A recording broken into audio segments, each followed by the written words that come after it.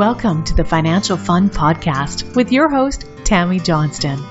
This is where Tammy talks with business owner parents and grandparents about the interesting and important subject of money. We promise this to be an interesting and open discussion, as that's how we learn best. And now, here's your host, author of the Financial Foundations. Financial Foundations is a series of books to teach kids about money, goal setting, and living a balanced life. Find out more at financialfun.ca. Here's Tammy Johnston. First things first, I would like to thank all of my listeners that have subscribed and reviewed my podcast and invite you to subscribe and review if you haven't yet. I appreciate you helping us to get the word out and making financial literacy a safe and welcoming subject for kids and adults. Second, please check out my podcast website, financialfun.ca, where you will be able to access past shows, find out more about me and our guests, as well as purchase the beautifully illustrated Financial Foundations books that teach kids about money in a fun, healthy, and holistic way. Good afternoon, and thank you for joining us once again for the Financial Fun Podcast. And today our guest is the wonderful Michele McGarvey from up in Edmonton, Alberta. Thank you for joining us, Michele. Well, thank you, Tammy, for having me. Well, it's always good to talk to people. Could you tell us a little bit about what your business is? Absolutely. I'm a mortgage professional with Dominion Lending Centers. And what I do is I truly make people's dreams come true in home ownership. I've got a financial career of about 27 years in the financial industry and really have worked through helping people both through their investments and through credit and helping them with simple banking and just getting their feet on the ground. And I've changed my career from being in a bank to being independent where I work for my clients. And even through that, I get the pleasure of working with people to help them get ready for that big step into home ownership. So I do work with a lot of young people and people of all stages of their life. Well, that's good. Home ownership is definitely a dream for, not everyone, but definitely for most people. So, yeah, I can completely appreciate the helping of the young people and others getting started. So could you tell us a little bit about your family situation? Absolutely. I have a son. He's now 25. And he's actually got his own business, and he's just on his way to finishing his commercial pilot's license. Oh, your son already has his own business at 25. That's pretty impressive. It is very impressive. I'm very proud of him. I always appreciate the ones that have the courage and the skills to step into entrepreneurship earlier. Well, you know, I think he comes by it quite honestly and naturally. So I am proud of him for taking that lead and forging ahead. So some people, I've always taught him that if he wants to find his own rainbow, he better get out there and find his own puddle and start bouncing around. Because, if you're waiting for someone else to provide it, it's not going to happen. Yeah, and that's very much the truth to that. So going back and thinking about when you were a kid, when was the first time that you started to realize and notice the importance of money in your world? Oh, gee, one of the nicest things that I have to say I thank my parents for today is when I was about age, I'd say 10, 11, 12, that age is you're starting to become preteen and fashion starts to matter to you and how you look and all that good stuff. And my parents were very much traditionally of if you want to have something beyond the standard, you get one pair of jeans and 2 shirts for the start of school, you better earn your own money and go, buy what you want because we're not going to buy it for you. So I very quickly got myself a job mowing lawns over the summertime and went out there and knocked on doors to see, whose yards I could help out with. And I started making money. And I had a goal of how much I was going to spend every year. And that goal setting actually was instilled in me in a very young age. Yeah, that's an important one. My parents were fairly similar, that anything over above the basics, I had to get a job and look after myself. And I remember getting my first job answering my neighbor's phone. Back when, I don't know if you ever had to deal with them, but I lived out in the middle of nowhere and they had party lines. Yeah, oh yeah, I had the party line. Yeah, we were the 2 ring. Yeah. We were the 2 ring also. So my neighbor had the 1 ring. So if it went past 3, I was supposed to answer it and take his messages and stuff. And I got $10 a month for that. Oh, wow. Isn't that something? Oh, my Well, goodness. yeah, because mowing lawns and stuff wasn't really an option. Because when your closest neighbor is like a 30-minute walk away. Yeah, that's quite a workout to mow lawns. But that's good. That's fantastic. Yes, so very good. And being a mom and being in the financial profession and stuff all throughout the time that your son was young and stuff, what were some of the things that you noticed that he was asking about? You know, it's interesting, and we laugh about this more today, but kids have a tendency to listen to other people more so than their parents. And while he knew the information I was giving him meant something, you know, someone else would say the same thing, and he'd think they were brilliant. But you know, I've always been very strong on goal setting and making him have an allowance and making him get a job himself and putting money in the bank. And, you know, right away, as soon as he started working at age 14, I had a social insurance number for him. And I taught him when he got his paycheck, he had to break it up into 3 categories. And he actually had an RSP at that stage. So he had an RSP, he had a savings account for where he was saving for big goals, and then he had his spending account. And I made him do that from a very, very young age. And he was able to buy his first car as a result when he turned 16. And he bought himself a Mustang when he turned 16. So. Oh, very impressive. Yeah. Very impressive. And how did you notice that he was different from like his friends that he was hanging around with when it came, like I said, to the financial subjects and things like that? Well, I think the difference is I made him save his money. And at first, you know, he would get quite upset about it because he obviously didn't have the same money to spend as his friends did. And I find at this age, you know, kids are very want orientated. So I want this, I'll buy it. Mm-hmm. And I was always, you know, I'd always teach him, is that a want or a need? You know, do you need that? And I'd always have a cool down period. So, you know, if he wanted something bad enough, I'd say, well, we'll come back to that and look at it in 24 or 48 hours and see how bad you still want it. And then, you know, help me understand why you need it.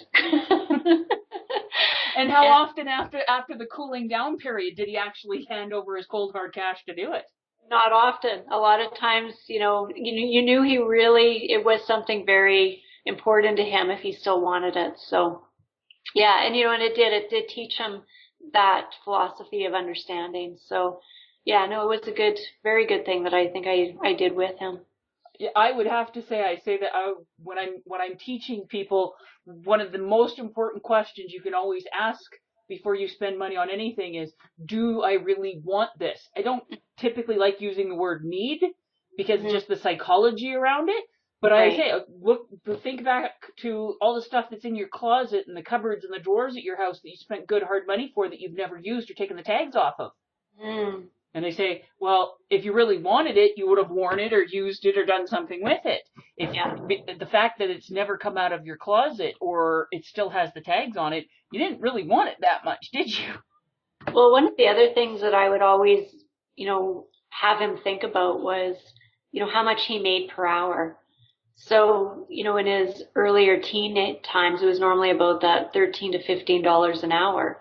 So if he was buying something that was in the $50 to $100 range, I'd say, well, how many hours did it take you to work to make that? And was that time spent working worth what you're about to get? That's another really good way of looking at things. You know, and again, that would instill, because, I mean, my son actually, when he was in high school, he was part of the registered apprenticeship program, which was very good for him because he learned a lot of skills working in construction, and he was taking a carpentry program. And so he was making money at an early age. And so he did have some money in his jeans, there's no question. But I'd always say, you know, that was hard work. So, you know, how many hours did it take you to make that? And what did you do to have to make that money? You know, and so that kind of reframes, you know, return on your investment. Yeah, I like that. That's a very, very good piece. The other one that I've used was a lot of them and going, okay, well, do you really, really want to buy this trinket or this sweater or whatever the world it is? Or do you want to put that towards like your bigger goal of saving towards your first car or this Right. special thing that you're doing or this trip that you're planning? And a lot of the time goes, no, much rather have it for that other one. So yeah, making them slow down enough to make a conscious, intelligent choice rather than an impulsive, emotional one. Right. Right. Absolutely. And what are some of the things that you're, like you said, you're noticing now with your son being in business and stuff? Does he ask you questions much? He does. Yeah, more so now because he's really got to budget the work that he's doing, and he's got to think about the cost of doing the job until he gets paid, because in what he's doing is some construction work. Yeah. And he needs to be able to upfront the money, get the project done, and have not overspend what that project was going to be. So he's really having to learn how to manage his money through that. And you know what? He's learned to live poor, and he knows what it feels like to be hungry. That's not necessarily a bad thing at all.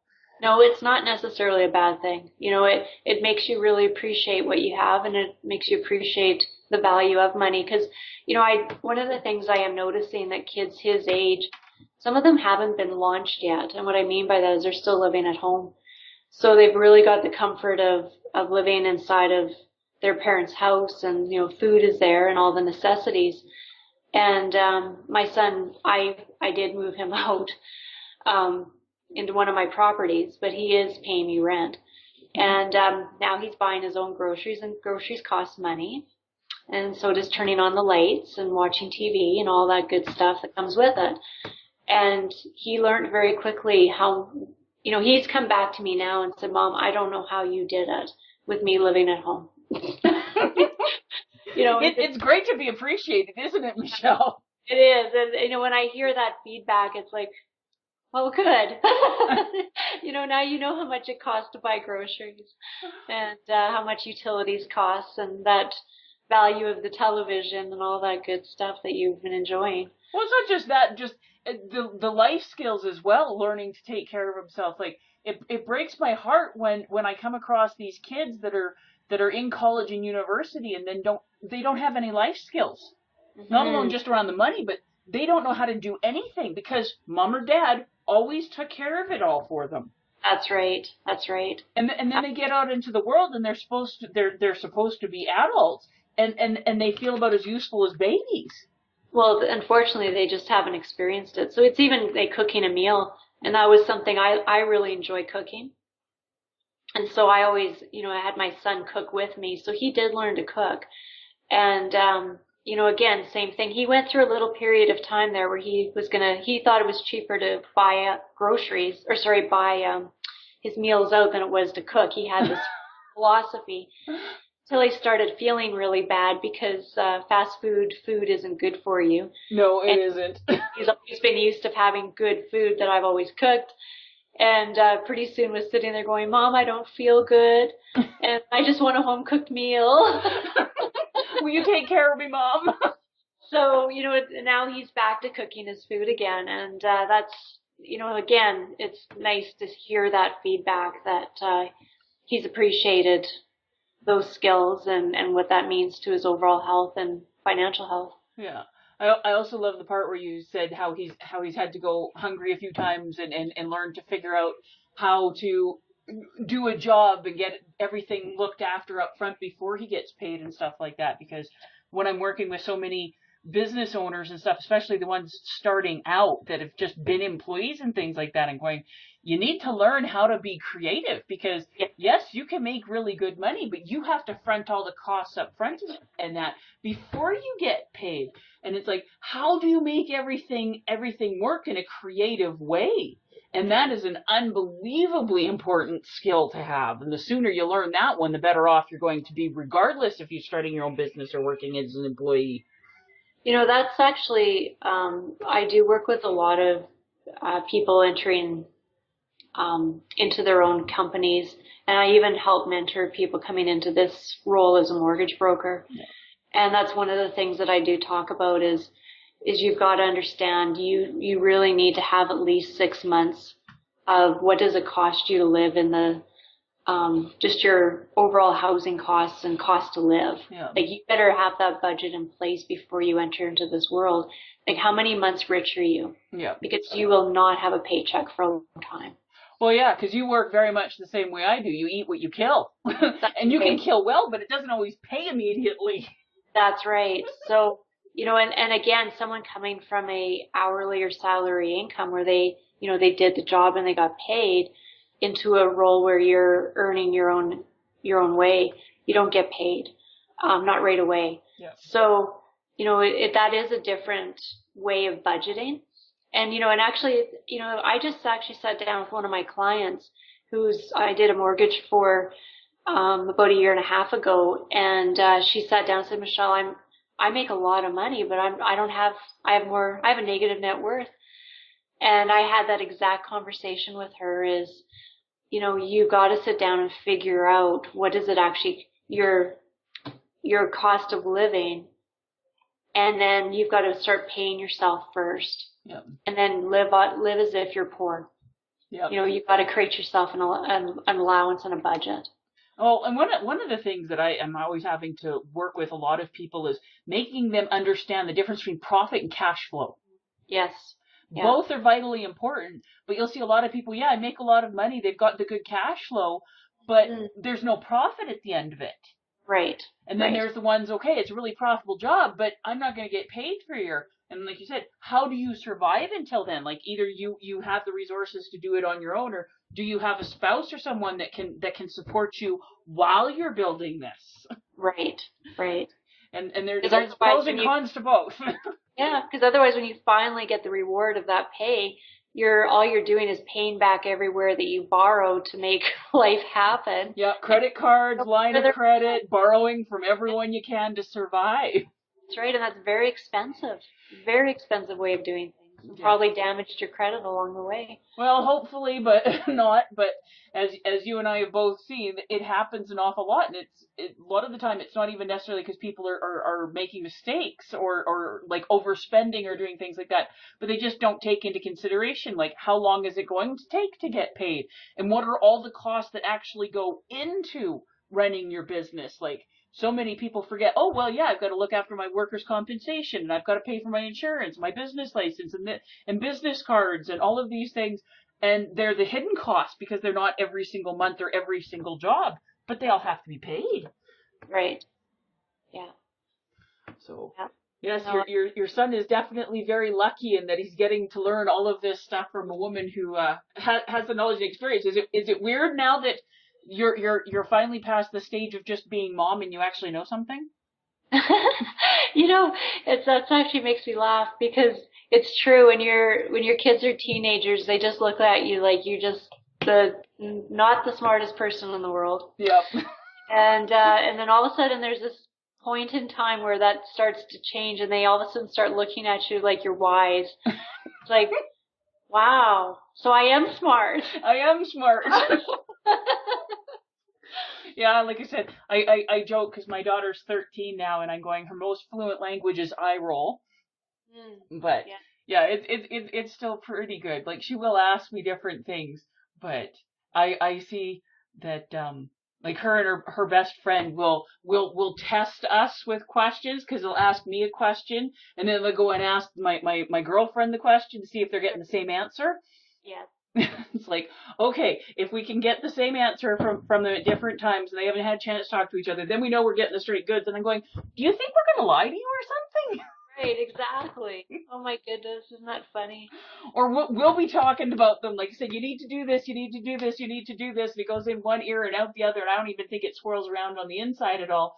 But if they hear it on TV, or, did you watch this YouTube thing, Mom? And I'm going, yeah, this is the stuff I've been telling you about for 2 years. And they're so brilliant, and I'm like, Mom, I'm going, do I talk because I like the sound of my own voice? It is a lovely thing, trust me, when they get a little older. My girlfriend had told me that she's a teacher in a high school, and she said, Michelle, don't worry, the light will come on. Yeah. She was right, it did. Well, there has to be a few perks to going through all these difficult challenges with as a parent sometimes. Oh, I know, there has to be. I mean, people keep having kids, so there must be a perk somewhere. Yes. Well, I think you and I probably got off fairly lucky, and we've got good ones. So. Yes, do. Yes, I would agree. So what would you say were the 3 lessons that you put the most time and effort into making sure that your son got them when it came to money? Before you set him out on his own into his own place and that? That he understood the value of a bank account, how to save, goal setting. I think the biggest, foremost, was always goal setting. You know, you got to be clear about what it is you're working towards. And, you know, I find when he's troubled, I'll always say, well, what's your goals?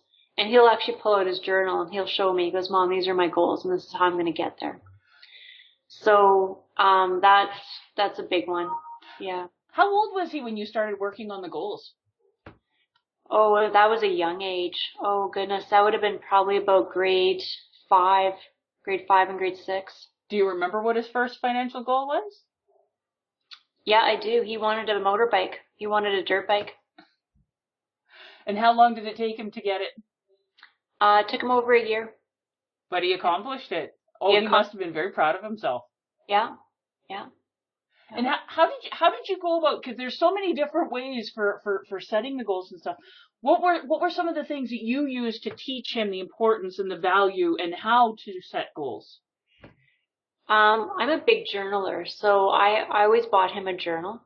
And something that him and I used to do is we'd sit down and we'd have a cup of tea. So I'm also a tea drinker. Yep. So what kind of code for my son and I is we need to talk is, would you like to have a cup of tea? That's code. It's much less scary than we need to chat. Yes, it is.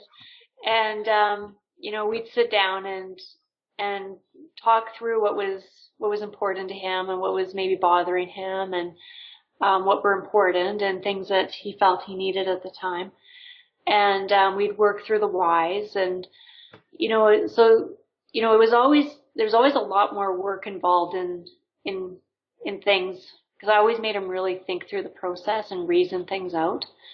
And I think that's been very effective even today with his skills with reasoning with people. You know, when you're self-employed, you've got to be able to reason things out with people. And he's got that ability to do so. Yeah, I love that. I always teach. So many people are focused on the answers, but the big thing is you need to ask the right questions in the first place. Right. Because if you ask the wrong question, you're going to get the wrong answer. You ask the right questions. Like you said, you're learning how to reason it out and go through the process. That's all about learning how to ask the right questions. Yeah.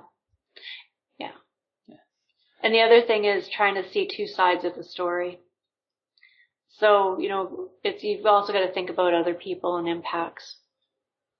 Oh, very much so. All deals in my world have to be win-win. You have to win and the other person has to win, because if somebody's losing, it's never going to work out. It might work out in the short term, but it's never going to last. That's right. Well, thank you very much for spending this time visiting with us. Well, thank you, Tammy. I appreciate having this conversation and having the discussion. So thank you for that. Yes, it's always good, and I know that the people that are listening will get a lot out of it. So thank you very much, and have a wonderful day. You too, Tammy. Take care. Before we leave each other, I would ask all of you listening to please subscribe to and rate my podcast. A review would be most appreciated, and feedback is always welcome. Whether it be a comment, future topic suggestions, and or questions you or your kids would like to have answered in the Ask Tammy column on the financialfund.ca website. Please feel free to check me out on Facebook at Financial Foundation's Children's Books, on Twitter at Financial Fund, and Instagram at financial.fun. Thank you for joining us for this episode of the Financial Fund Podcast. Join Tammy Johnston again next week. For more information, please visit financialfund.ca.